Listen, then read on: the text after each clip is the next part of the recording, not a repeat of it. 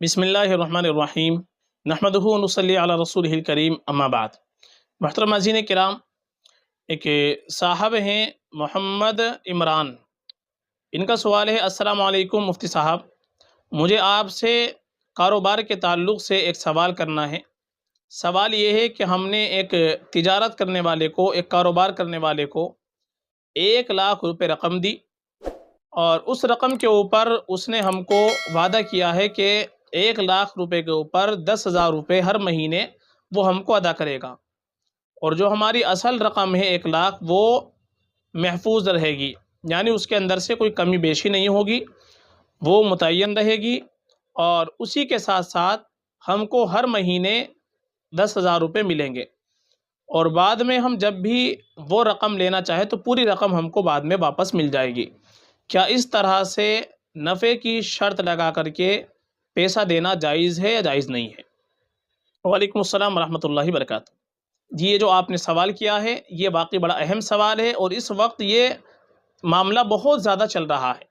بہت زیادہ اس طرح کا لین دین چل رہا ہے کہ کوئی بھی کسی کو 1,00,000 روپے 5,00,000 روپے دے دیتا ہے کہ بھائی تم تجارت کے اندر لگاؤ، یہ کیسے بھی کرو، اور ہم کو ہر مہینے 5,000 یا 10,000 روپے چاہیے متعین کر کے،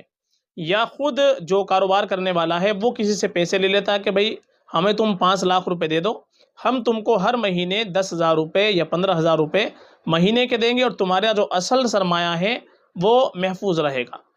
دیکھیے، سب سے پہلی چیز ہم یہ جان لیں کہ کاروبار کے اندر اگر ہم کسی کے ساتھ پیسہ لگا رہے ہیں تو یہ دو چیزوں کی بنا پر لگاتے ہیں۔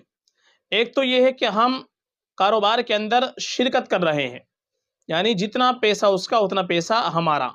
یہ تو ہے کاروبار کے اندر شرکت۔ ایک ہے مضاربت، یعنی کام تو دوسرے کا اور پیسہ ہمارا،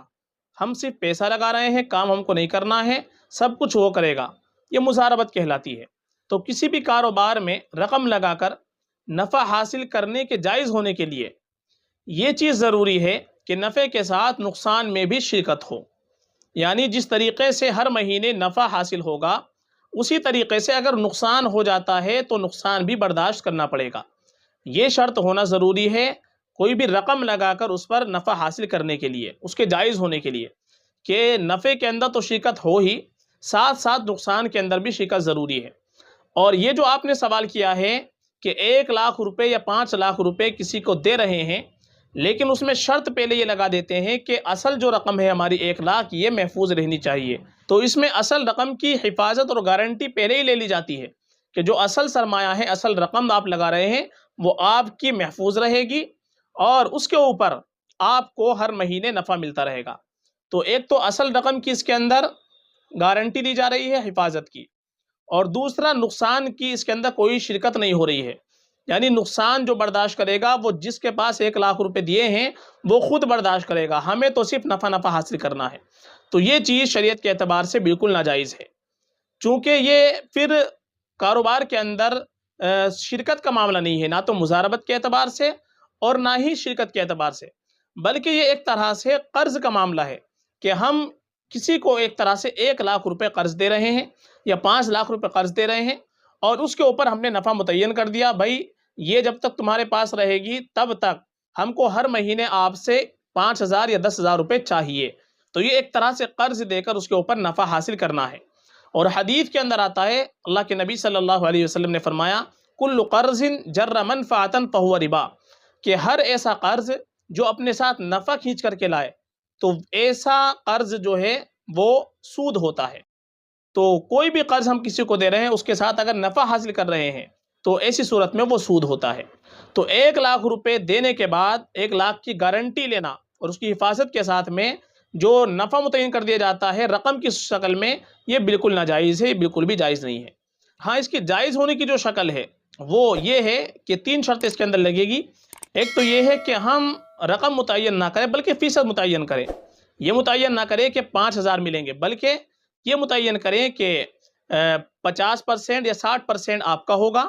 اور جتنا زیادہ نفع ہوگا اتنا زیادہ نفع ملے گا، جتنا کم ہوگا اتنا کم ملے گا۔